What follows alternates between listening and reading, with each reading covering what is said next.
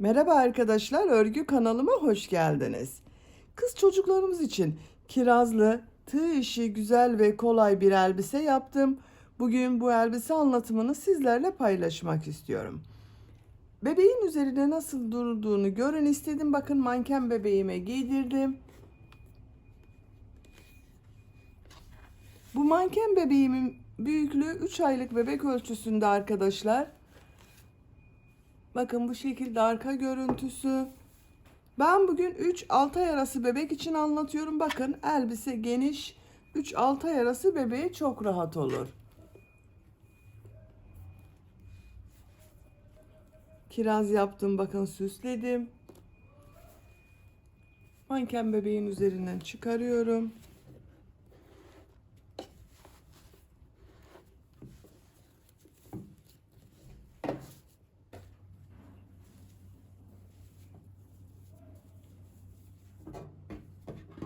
Bakın elbisemiz bu şekilde. Çok güzel bir elbise arkadaşlar. Çok da kolay. Elbise örgüsüne yakadan zincir yaparak başlıyoruz.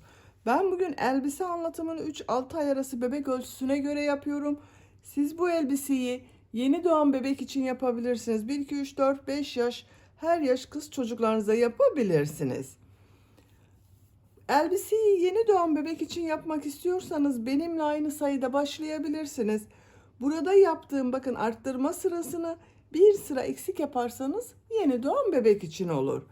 Bu başlama sayısını benimle aynı sayıda başlayıp bu arttırma sırasını bir sıra fazla yaparsanız 6-12 ay arası çocuklarınız için olur. Yine bu başlama sayısını benimle aynı sayıda başlayıp bu arttırma sırasını 2 sıra fazla yaparsanız 1-2 yaş arası çocuklarınız için olur. 2 yaşından büyük çocuklar için yapmak istiyorsanız 8 zincir fazla başlayabilirsiniz. Ön bölüm, arka bölüm ve kolları ikişer trabzan fazla yaparsınız. Bu arttırma sırasını da 2-3 yaş için 3 sıra fazla, 3-4 yaş için 4 sıra fazla şeklinde arttırma yaparak istediğiniz büyüklükte yapabilirsiniz. Model hem kolay hem de çok güzel arkadaşlar. Bakın arka bölüm görüntüsü de bu şekilde. Elbise örgüsünde iplik olarak beyaz renkli iplik kullandım. Bakın bu şekilde 100 gram iplikte 250 metre var. Bir yumak iplik kullandım arkadaşlar. Kırmızı renkli iplik yine 100 gram iplikte 250 metre var. Bakın bir yumaktan bu kaldı arkadaşlar. Çok az bir iplik kullandım. 50 gram iplik yeterli. Bu kiraz örgüsünü yapmak için de bakın yapraklarda çok az miktarda yeşil renkli ipliğe ihtiyacımız var. Ben bugün bu renk iplikleri kullanarak bu elbiseyi yaptım. Siz tercihinize göre her marka iplik ve renkleri kullanarak bu elbise örgüsünü yapabilirsiniz. Her renk iplik ile çok güzel oluyor. Tığ olarak 5 numara 3 milimetre tığ kullandım. Benim elim çok sıkı değil. Yaptığım örgüler yumuşak oluyor. Sizin eliniz sıkıysa 3,5-4 milimetre tığ kullanırsanız çok daha güzel olur. Bu kiraz yapılışını bakın şu şekilde hazırlıyoruz. Elbisenin yakasına iğne ile dikiyoruz. Bunun yapılışı videonun içinde var arkadaşlar. Ölçülerini videonun sonunda ölçüyorum. Oraya bakabilirsiniz.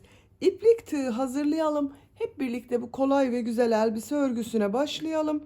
Örgü kanalıma abone değilseniz abone olmayı unutmayın lütfen. Hepinize kolay gelsin. İyi çalışmalar. Elbise örgüsüne yakadan zincir yaparak başlıyoruz. İlk ilmeği ben bu şekilde yapıyorum. Size nasıl kolay geliyorsa o şekilde yapabilirsiniz. Zincirleri yapmaya başlıyorum. Çok sıkı zincir yapmıyorum arkadaşlar bakın. 88 zincir yapalım. 88 zincir yaptım. Bakın çok sıkı zincirler yapmadım.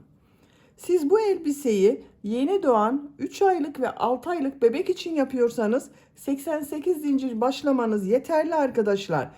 1 yaş çocuğunuz için yapmak istiyorsanız 8 zincir daha çekebilirsiniz.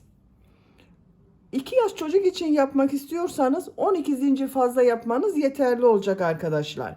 Şimdi bu zincirler üzerine trabzan yapacağız. Trabzan yaparken kol, ön ve arka bölümleri de ayıracağız arkadaşlar. 3 zincir dönüş için yapıyorum. 1, 2, 3. Sayıyorum. 1, 2, 3. Dördüncü ilmeğe trabzan yapıyorum. Buraya ilk başta arttırma trabzanı yapıyorum arkadaşlar. Bu üst zincirde bir trabzan, 2 zincir yapıyorum. 2 trabzan yapıyorum. Bakın aynı ilmek içine bir trabzan yaptım, 2 zincir yaptım, 2 trabzan yaptım. Burası arttırma yeri olacak.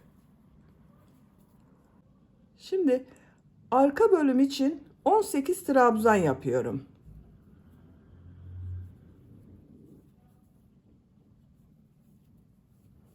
...18 trabzanı yapalım. Arka bölüm için 18 trabzan yaptım. Şimdi arttırma yerini yapacağız arkadaşlar. Bakın bu ilmeğe 2 trabzan, 2 zincir, 2 trabzan yapıyorum.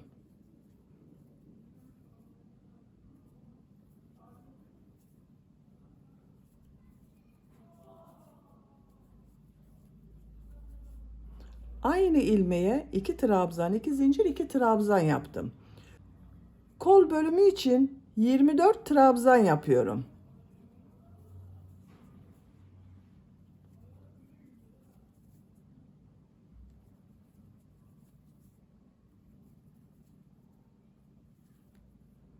...24 trabzan yapalım. Kol bölümü için 24 trabzan yaptım. Bu ilmeğe arttırma yeri için 2 trabzan, 2 zincir, 2 trabzan yapıyorum.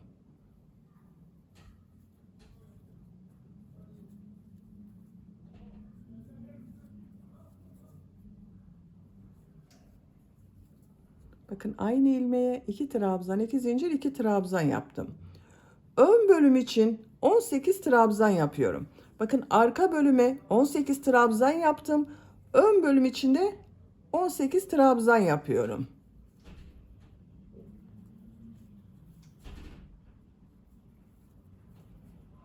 ...18 trabzanı yapalım. Ön bölüm için 18 trabzan yaptım. Arttırma yeri için bu ilmeğe 2 trabzan, 2 zincir, 2 trabzan yapıyorum.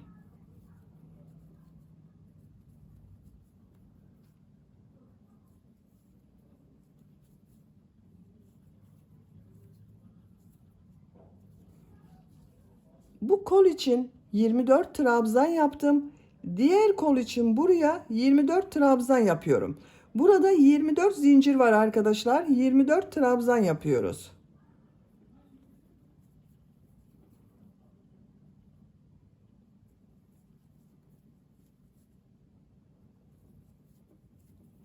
...24 trabzanı yapalım. Sıra sonuna kadar tamamladım. Kol bölümü için buraya 24 trabzan yaptım. Bakın son ilmeğe de trabzan yaptım.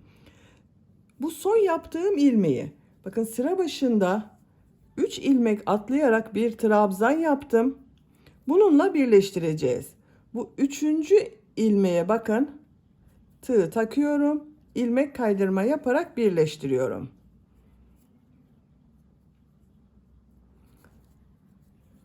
Şu sıra başında bulunan bakın iplik ucunu da burada bulunan ilmek ile ilmek kaydırma yapıyorum. Şu şekilde bakın tek parça yapacağız arkadaşlar. Yaka bölümünü ilmek içinden çekiyorum. Bakın birleştirdim.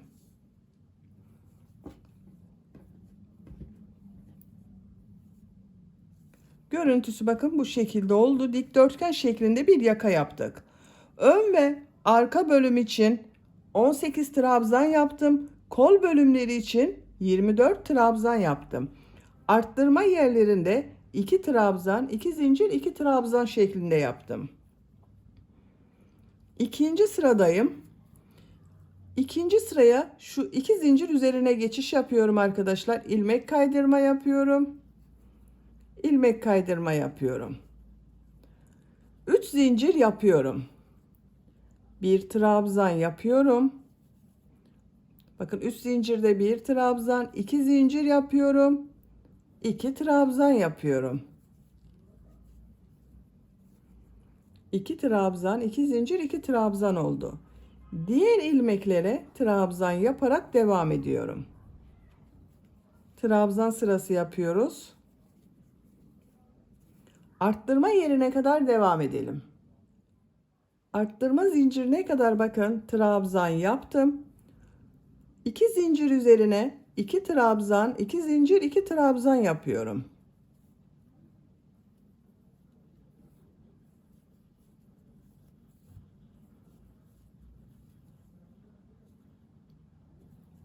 Diğer ilmeklere trabzan yaparak devam ediyorum. Arttırma yerine kadar devam edelim. Arttırma zincirine kadar tamamladım. Zincir üzerine 2 trabzan, 2 zincir, 2 trabzan yapıyorum.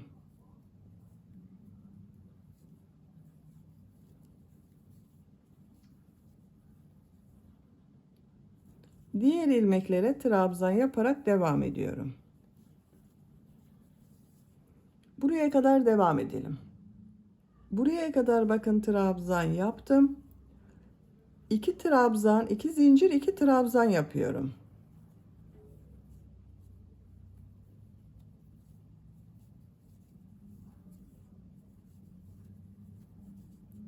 Trabzan yaparak devam ediyorum. Sıra sonuna kadar devam edelim. Sıra sonuna kadar tamamladım. Bakın burada ilmek kaydırma yaptım. İlmekleri üzerine de trabzan yaptım. Sıra başında yaptığım 3 zincirin bu 3. zincir ile ilmek kaydırma yaparak birleştiriyorum. Yaka örgüsünü 2 sıra yaptım. Bakın arttırma yerlerinde 2 trabzan, 2 zincir, 2 trabzan yaptım. Kol örgüsünü burada bitiriyoruz arkadaşlar. Örgüye artık arka ve ön bölüm olarak devam ediyoruz. İlmek kaydırma yaparak bu 2 zincir üzerine geçiyorum. 3 zincir yapıyorum. Buraya bir trabzan yapıyorum. Bakın 3 zincir ile birlikte 2 trabzan oldu. Diğer ilmeklere bakın trabzan yaparak devam ediyorum. Burası arka bölümü oluyor arkadaşlar. Bu zincire kadar devam edelim. Zincire kadar trabzan yaptım. Bu zincir üzerine 2 trabzan yapıyorum. Bir zincir yapıyorum. Örgüyü çeviriyorum. Şu ilk ilmeğe 2 trabzan yapıyorum. Bakın 2 ilmek arttırması yaptım arkadaşlar. Diğer ilmeklere trabzan yaparak devam ediyorum.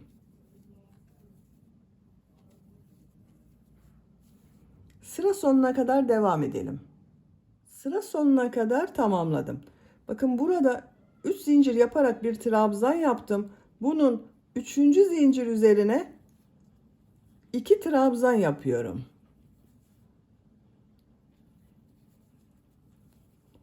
Bakın 2 trabzan buraya yaptım. 2 trabzan da sıra başında yaptım. Arttırma yaptım arkadaşlar. Bir zincir yapıyorum. Örgüyü çeviriyorum. Şu ilk ilmeğe 2 trabzan yapıyorum.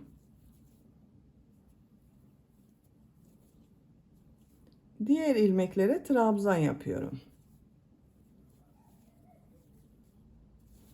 Sıra sonuna kadar devam edelim.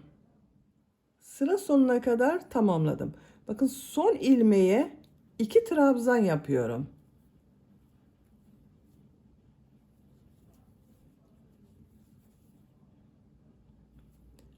Bir zincir yapıyorum, örgüyü çeviriyorum. İlk ilmeğe 2 trabzan yapıyorum.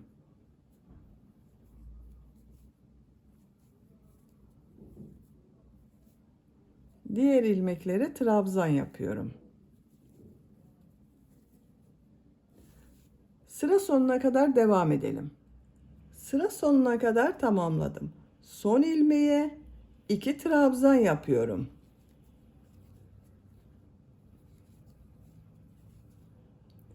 İpliği kesiyorum.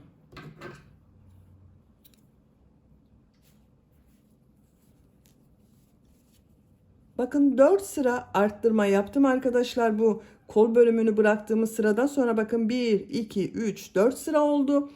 Ben bugün bu elbiseyi 3 aylık bebek için yapıyorum. Bakın 4. sırada ipliği kestim. Siz yeni doğan bebek için yapıyorsanız 3. sırada ipliği kesebilirsiniz. 3 sıra yeterli olacaktır arttırma sırası. Şimdi ön bölüme başlıyorum. Bakın burası arka bölüm. Ön bölüme başlıyorum. Şuradan bakın 2 zincir üzerine ipliği bağlıyorum.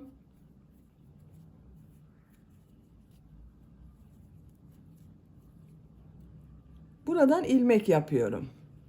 3 zincir yapıyorum. 1 trabzan yapıyorum. Bakın 2 trabzan oldu. İlmeklere trabzan yapıyorum. Zincire kadar devam edelim. Zincire kadar trabzan yaptım. Zincir üzerine 2 trabzan yapıyorum. Bir zincir yapıyorum. Örgüyü çeviriyorum. İlk ilmeğe 2 trabzan yapıyorum. Diğer ilmeklere trabzan yapıyorum.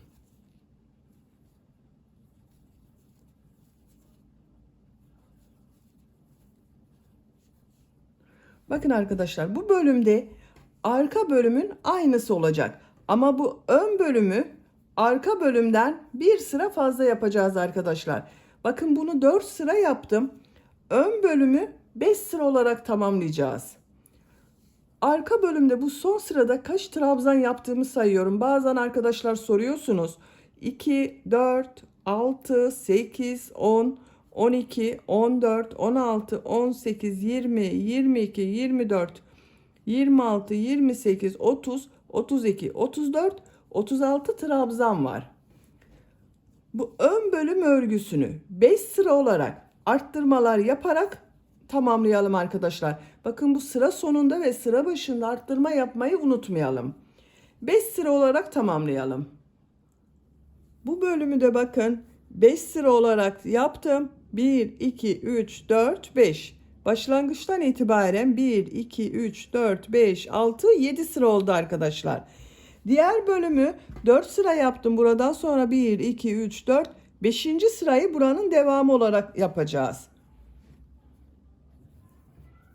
Bir zincir yapıyorum. Bakın kol altı için bir zincir yaptım. Tığ üzerine iplik alıyorum. Burada ilk ilmeğe 2 trabzan yapıyorum. Bakın burada da son ilmeğe 2 trabzan yaptım. Kol altı için bir zincir yaptım. Diğer ilmeklere trabzan yapıyorum. Bu son ilmeğe kadar devam edelim. Sıra sonuna kadar tamamladım. Son ilmeğe 2 trabzan yapıyorum.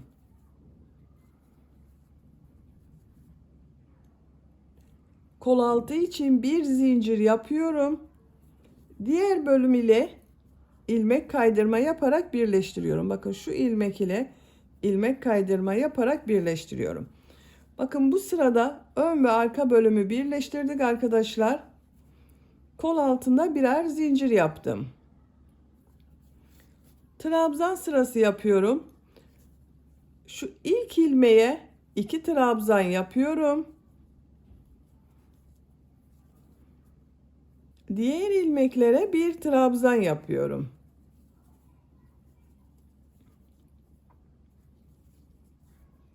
Şu son ilmeğe kadar devam edelim. Buraya kadar bakın trabzan yaptım. Bu son ilmeğe 2 trabzan yapıyorum. Kol altı için yaptığım bu bir zincir üzerine 3 trabzan yapıyorum.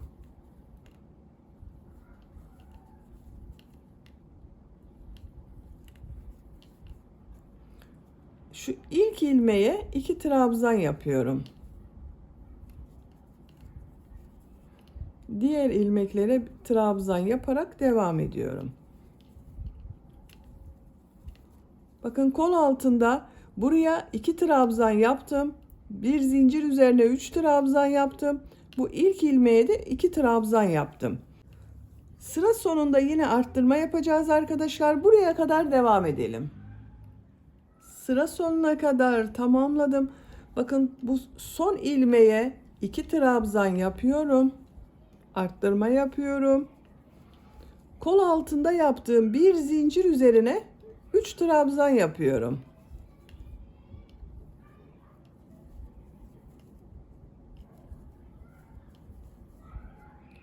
Şu ilk ilmek ile ilmek kaydırma yaparak birleştiriyorum. Bakın kol altının görüntüsü bu şekilde oldu.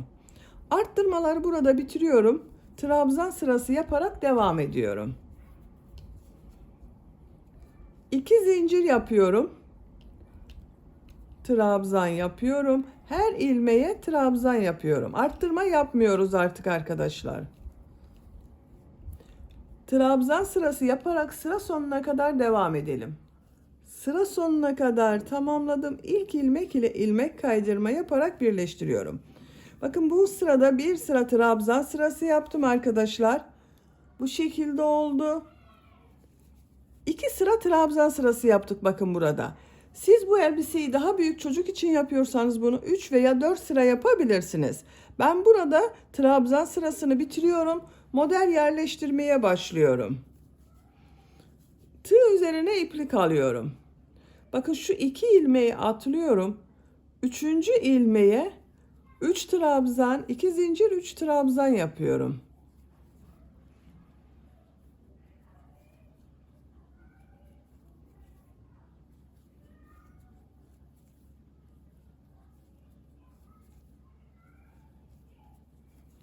Üç trabzan, 2 zincir, 3 trabzan yaptım. 2 ilmek atlıyorum. Bir sık iğne yapıyorum. 2 ilmek atlıyorum. 3 trabzan, 2 zincir, 3 trabzan yapıyorum.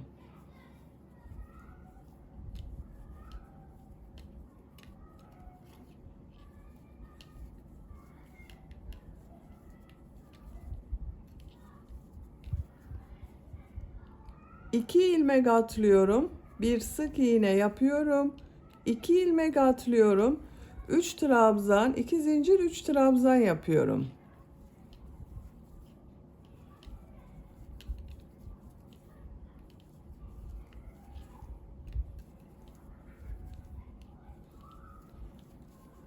İki ilmek atlıyorum, sık iğne yapıyorum.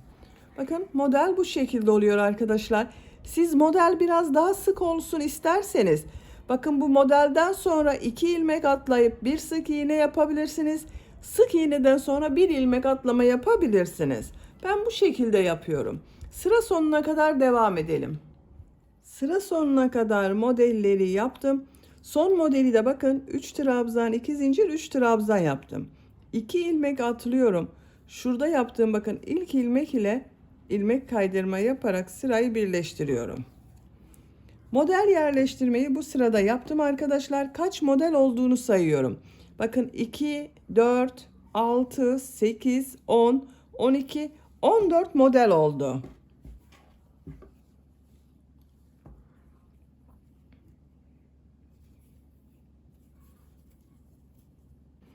Şu ilk ilmek üzerine ilmek kaydırma yapıyorum. 3 zincir yapıyorum. 2 trabzan yapıyorum. 3 zincir ile birlikte 3 trabzan oldu. 2 zincir üzerine 2 trabzan, 2 zincir, 2 trabzan yapıyorum.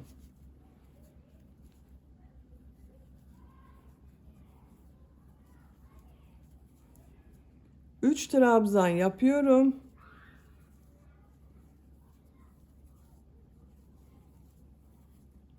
Bakın model bu sırada 5 trabzan, 2 zincir, 5 trabzan oldu arkadaşlar. Diğer modele geçiyorum. 3 ilmek üzerine 3 trabzan yapıyorum.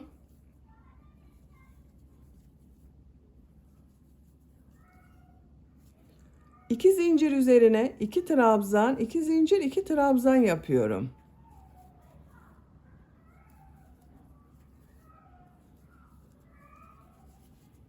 Üç trabzan yapıyorum.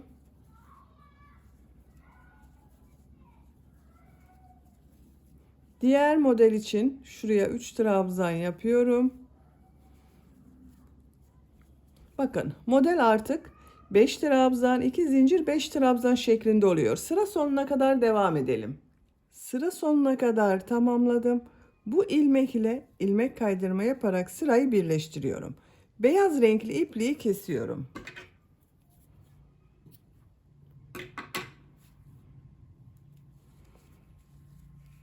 Bakın arkadaşlar, bu sırada 3 trabzan yaptım. Bu 2 zincir üzerine 2 trabzan, 2 zincir, 2 trabzan yaptım. Toplam bakın 5 trabzan, 2 zincir, 5 trabzan oldu model. Kırmızı renkli iplik ile devam ediyorum. Siz tercihinize göre her renk ipliği kullanabilirsiniz. Şu ilmekten ipliği bağlıyorum.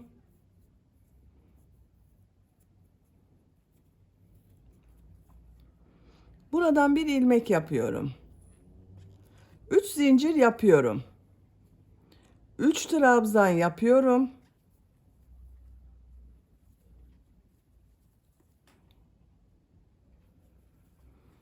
Bu sıradan itibaren bu 2 zincir üzerine bir trabzan, 2 zincir, bir trabzan yapıyorum.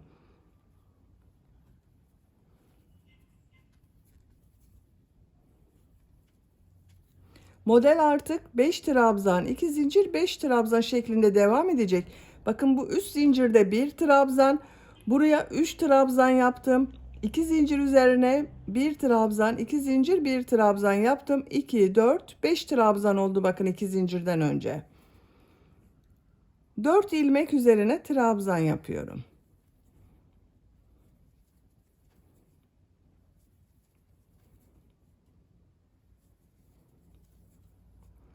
İki ilmek atlıyorum. Trabzan yapıyorum.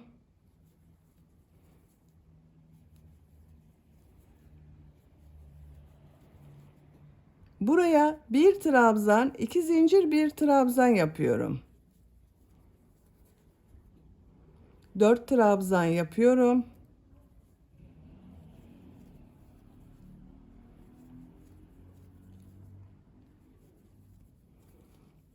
Bakın bu modelde bir ilmek, diğer modelde bir ilmek, toplam 2 ilmek atlıyorum. Trabzan yapıyorum. Bakın model 5 trabzan, 2 zincir, 5 trabzan oldu. Sıra sonuna kadar devam edelim. Sıra sonuna kadar tamamladım. Son modeli ilk modeliyle ilmek kaydırma yaparak birleştiriyorum. Bakın bir ilmek bu modelden, bir ilmek de ilk modelden atlıyorum, 2 ilmek atlıyorum.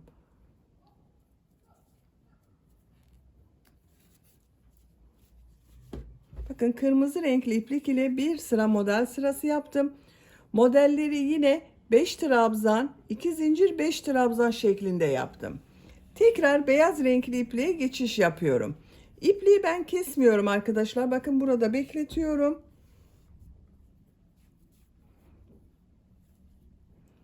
İlmek rengini beyaz renkli yapıyorum. Şu ilmeğe ilmek kaydırma yapıyorum. 3 zincir yapıyorum. 3 trabzan yapıyorum.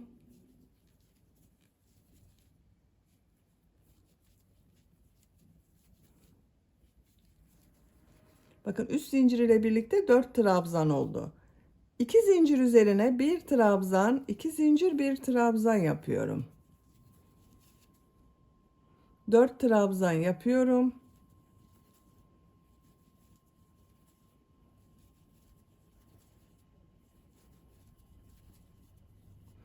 İki ilmek atlıyorum. 4 trabzan yapıyorum.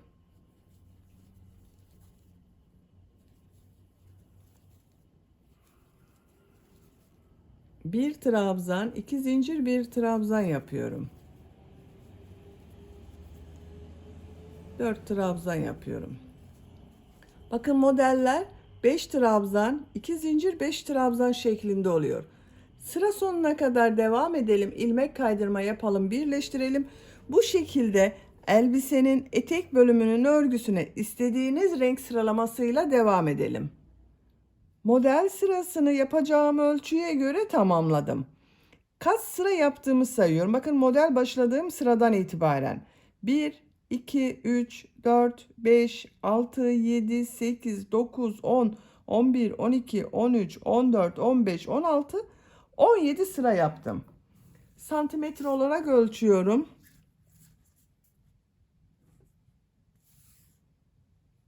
22 santimetre yükseklik var. Bu yüksekliği tercihinize göre siz birkaç sıra devam edebilirsiniz veya bir iki sıra eksik yapabilirsiniz. Sıralamayı da bakın 2 sıra beyaz renkli yaptım. Arada bir sıra kırmızı renkli iplik ile yaptım. 18. sıradayım. Son sırayı yapıyorum. En son bakın beyaz renkli ipliği kestim. İlmek kaydırma yaparak kırmızı renkli iplik ile ilmek yapıyorum. 3 zincir yapıyorum. Her ilmek üzerine trabzan yapıyorum. Bakın şu şekilde trabzanlar yapıyorum. İplik ucunu da içinde kaybediyorum.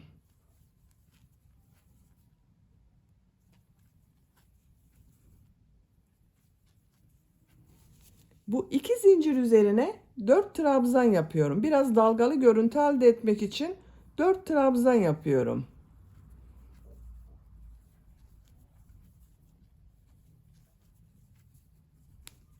Diğer ilmeklere trabzan yapıyorum.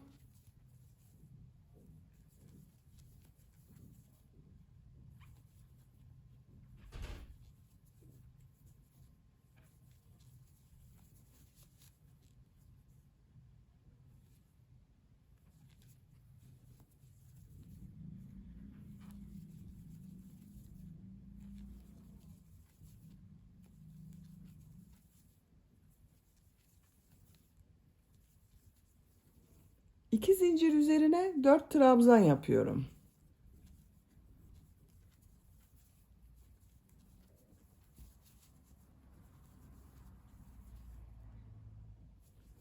Diğer ilmeklere trabzan yapıyorum. Bakın bu şekilde bir görüntü elde ediyoruz. Sıra sonuna kadar devam edelim. Sıra sonuna kadar tamamladım. İlk yaptığım bakın bu 3 zincir ile ilmek kaydırma yaparak birleştiriyorum. İpliği kesiyorum.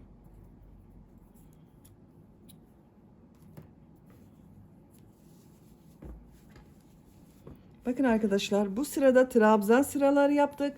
Etek ucu dalgalı bir görüntü elde ettim bakın bu şekilde. Şimdi yaka örgüsünü yapalım. Yaka örgüsünde minik pıtırcık modeller yapıyorum. Yine kırmızı renkli iplik ile yapıyorum. Herhangi bir köşeden başlayabilirsiniz. Bakın buradan ipliği bağlıyorum.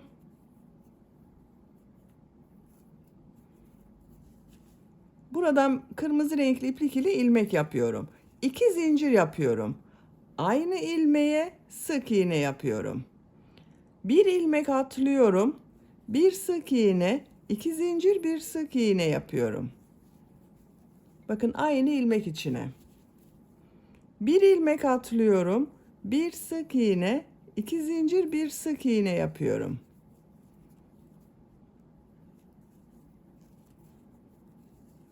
Bir ilmek atlıyorum. Bir sık iğne, 2 zincir, bir sık iğne yapıyorum. Sıra sonuna kadar minik pıtırcık modeller yaparak devam edelim. Sıra sonuna kadar tamamladım. Son yaptığım modeli bu ilmek ile bakın ilmek kaydırma yaparak birleştiriyorum. İpliği kesiyorum.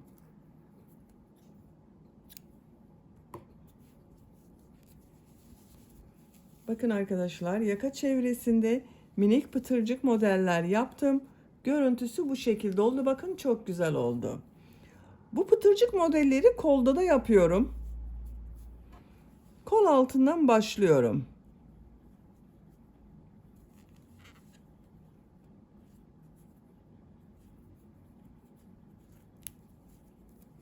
Buradan bir ilmek yapıyorum.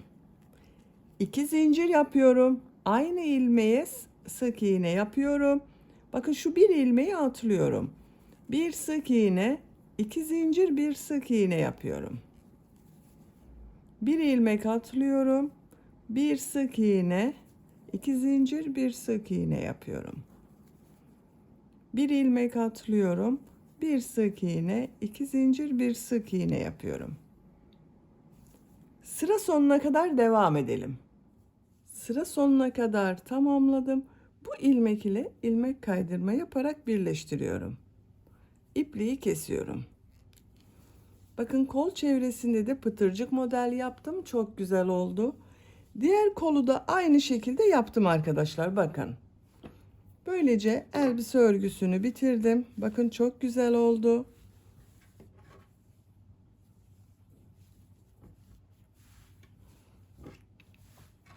Elbiseyi bu şekilde kullanabiliriz.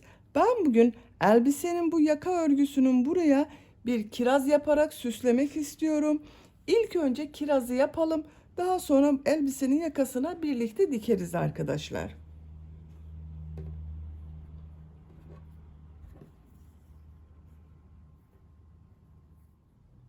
Sihirli halka yaparak başlıyorum.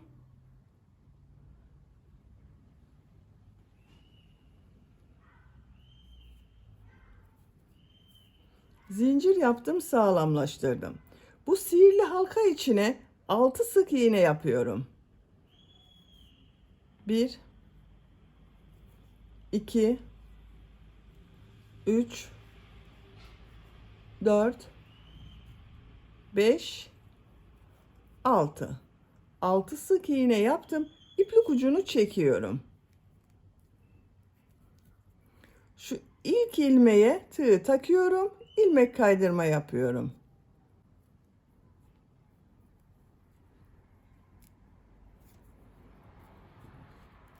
Bakın burada hiç boşluk yok arkadaşlar. Bu ilk ilmeğe 2 sık iğne yapıyorum. Aynı ilmeğe 2 sık iğne yapıyorum.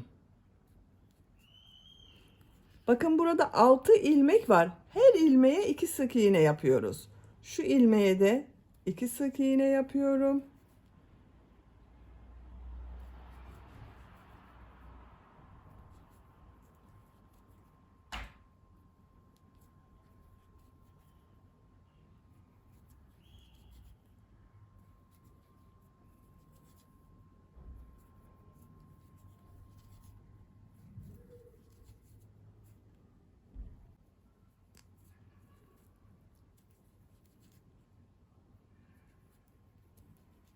Bakın 6 ilmek üzerine ikişer sık iğne yaptım. Bu bir sırada 12 sık iğne oldu. İlk ilmek ile ilmek kaydırma yaparak sırayı birleştiriyorum. Başka arttırma yapmıyorum arkadaşlar. Bu 12 ilmek ile 3 sıra sık iğne yapacağız. Bakın bir zincir yapıyorum. Sık iğne yapıyorum. Her ilmek üzerine sık iğne yapıyorum.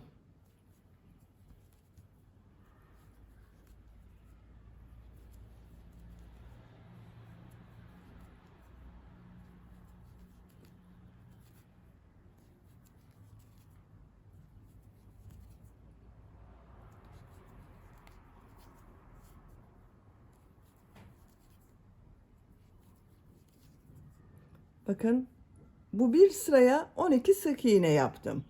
İlk ilmek ile ilmek kaydırma yaparak birleştiriyorum. Bir zincir yapıyorum. Yine sık iğne sırası yapıyorum. Her ilmeğe sık iğne yapıyorum.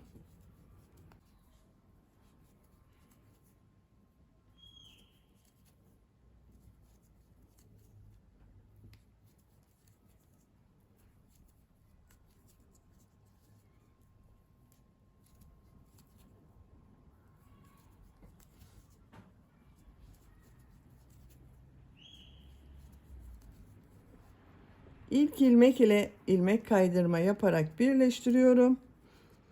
Bu bir sıra üzerinde 12 sık iğne var. 5. sıradayım. Bir zincir yapıyorum. Yine her ilmeğe bir sık iğne yapıyorum.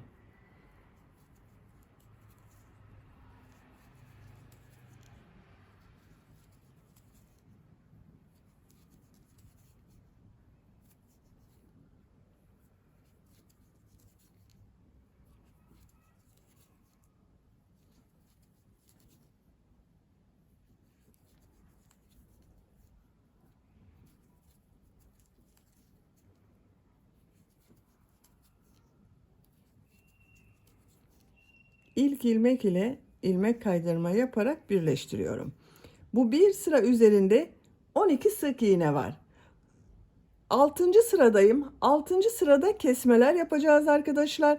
Artık yuvarlak bir görüntü elde edeceğiz. Bir zincir yapıyorum. Bakın şu ilk ilmeği yapmıyorum. Bu ilmeği atlıyorum. İkinci ilmeğe sık iğne yapıyorum. Bir ilmek atlıyorum. Sık iğne yapıyorum. Bir ilmek atlıyorum. Sık iğne yapıyorum. Bir ilmek atlıyorum. Sık iğne yapıyorum. Bir ilmek atlıyorum. Sık iğne yapıyorum. Şu bir ilmeği atlıyorum. Sık iğne yapıyorum. Bakın. Birer ilmek atladım. Sık iğne yaptım. 6 sık iğne var bu bir sıra üzerinde. Birleştirmeden önce bunun içine arkadaşlar ben elyaf dolduruyorum. Siz isterseniz kendi renginden iplikler keserek doldurma yapabilirsiniz. Bakın bu şekilde elyaf var. Bundan içine dolduruyorum. Siz isterseniz pamuk doldurabilirsiniz. Dediğim gibi ipliğin kendinden keserek bundan da doldurabilirsiniz. Bakın şu şekilde birleştiriyorum.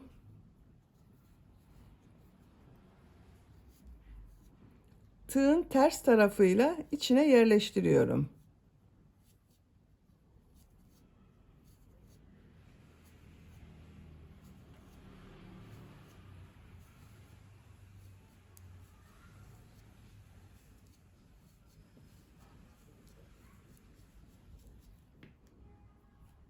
Biraz daha yerleştiriyorum.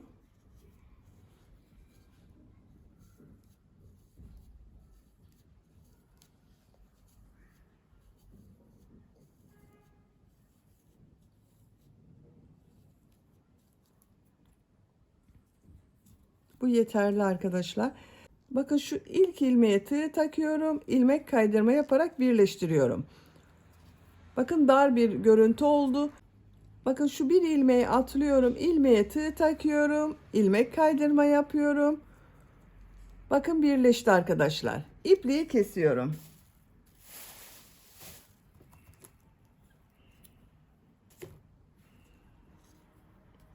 Bakın kirazı bitirdik. Tığı şu şekilde bakın içine takıyorum.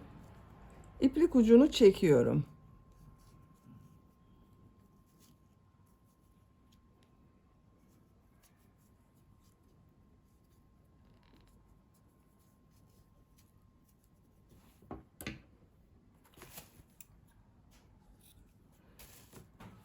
Bakın kirazı bitirdim. Bu şekilde oldu. Bundan bir tane daha yapacağız. Bakın ben ikinciyi de hazırladım. Şimdi bu kirazın sap bölümünü yapacağız ve yapraklarını yapacağız arkadaşlar. İlk önce bu yeşil renkli iplik ile sap bölümünü yapıyorum.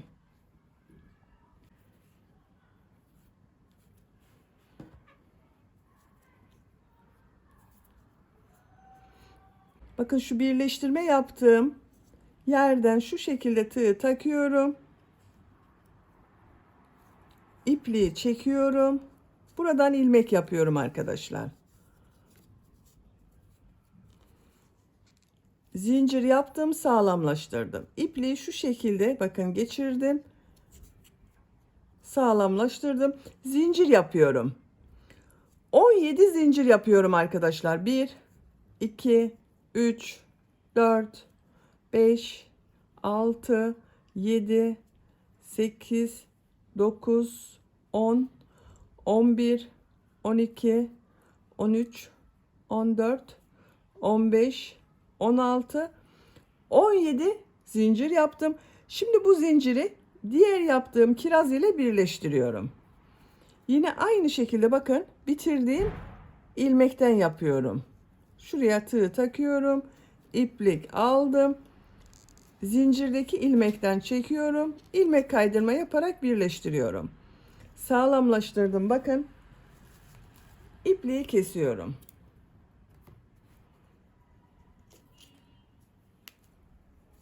Bakın ikisini birleştirdik. Şimdi bu iplik uçlarında yine kirazda yaptığım gibi tığ bakın takıyorum, çekiyorum. Kaybediyorum içinde.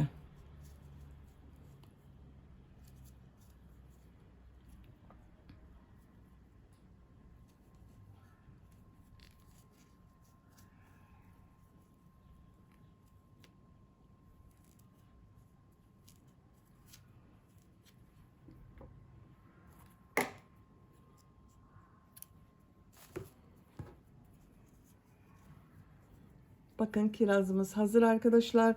Şimdi yapraklarını yapalım. Yine yeşil renkli iplik ile yapıyorum. Yaprağı yapmak için şu şekilde ilk ilmeği yapıyorum.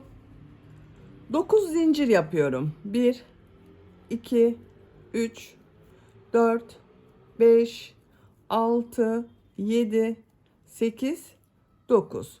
9 zincir yaptım. Şu bir ilmeği atlıyorum. Bu ilmeğe bir sık iğne yapıyorum. Tığ üzerine iplik alıyorum.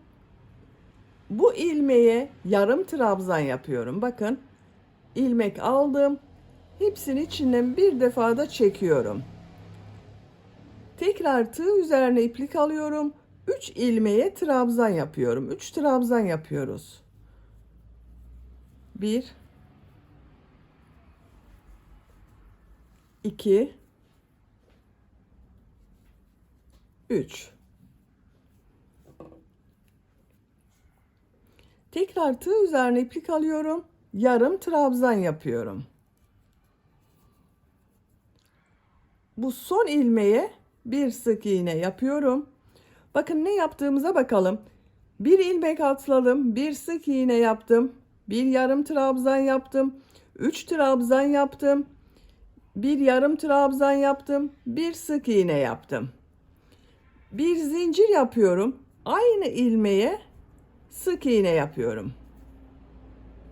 Tekrar tığ üzerine iplik alıyorum. Bakın yarım trabzanın karşısına yarım trabzan yapıyorum.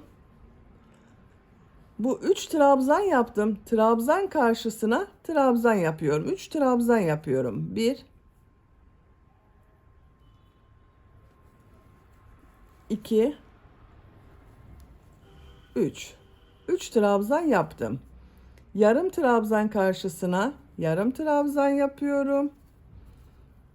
Bakın son ilmek olarak şurada yaptığım sık iğne karşısına sık iğne yapıyorum.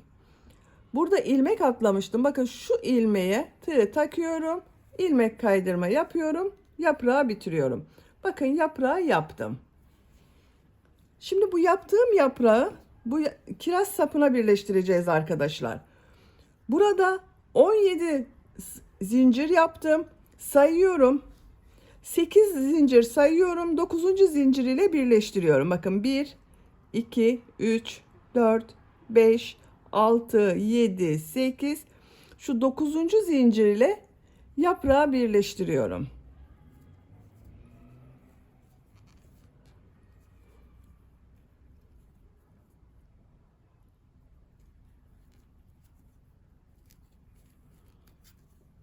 Bakın buna birleştirdim. Şimdi diğer yaprağı yapacağız. Bunda kaç zincir yaptıysanız bunda da aynı sayıda zincir yapıyoruz. Ben 9 zincir yaptım. 9 zincir yapıyorum. 1, 2, 3, 4, 5, 6, 7, 8, 9. Bir ilmek atlıyorum. Bir sık iğne yapıyorum. Bir yarım trabzan yapıyorum. 3 trabzan yapıyorum. 1 2 3. Bir yarım trabzan yapıyorum. Sık iğne yapıyorum. Şimdi diğer tarafını yapacağız. Bakın şu şekilde bir zincir yapıyorum.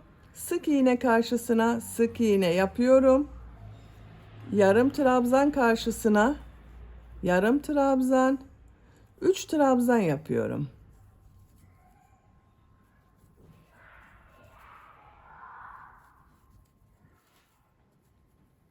Yarım trabzan karşısına yarım trabzan yapıyorum. Sık iğne yapıyorum. Bu ilmek atladığım, bakın ilmeğe bir ilmek atladım buraya. Buna ilmek kaydırma yaparak birleştiriyorum. İpliği kesiyorum. Biraz uzun kesiyorum.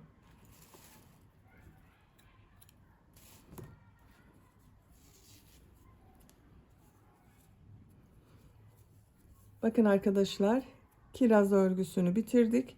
Bakın bu şekilde oldu. Çok güzel oldu. Şimdi bu yaptığımız kirazı elbisenin yaka örgüsüne dikelim. Bakın ben şu şekilde iğneye ipliği kestim. Bunun için uzun bıraktım arkadaşlar. Dikmek için uzun bıraktım. Şu şekilde yerleştiriyorum.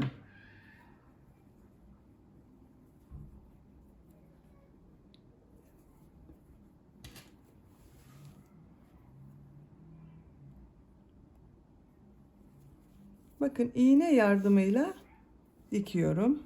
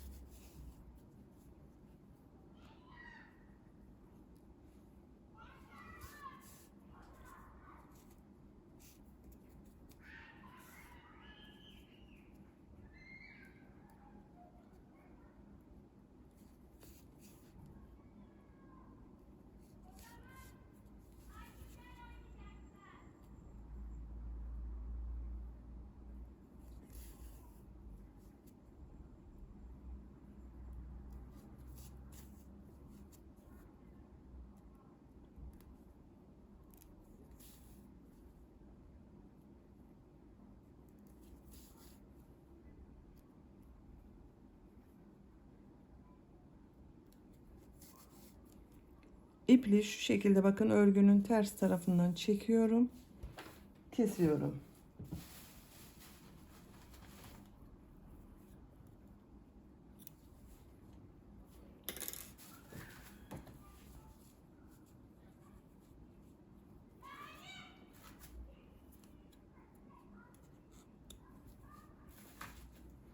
Bakın arkadaşlar, kirazlı elbiseyi yaptık. Çok güzel oldu.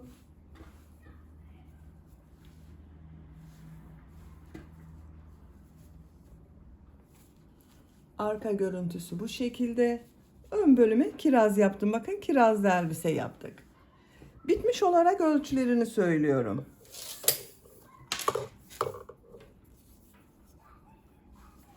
Kol altının buradan gövde genişliğini ölçüyorum. 23 santimetre. Kol altından yüksekliği ölçüyorum. 24 santimetre. Omuzdan yüksekliği ölçüyorum. 36 santimetre. 3-6 ay arası bebek ölçüsüne göre yaptım. Bakın bu şekilde çok güzel oldu. Bebeğiniz kilolu bir bebek olmazsa 6-12 ayda çok rahat kullanır. Beni dinlediğiniz ve izlediğiniz için hepinize çok teşekkür ederim. Örgü kanalıma abone değilseniz abone olmayı unutmayın lütfen. Sizlerle yeni örgülerde görüşmek dileğiyle. Hoşça kalın, sevgiyle kalın.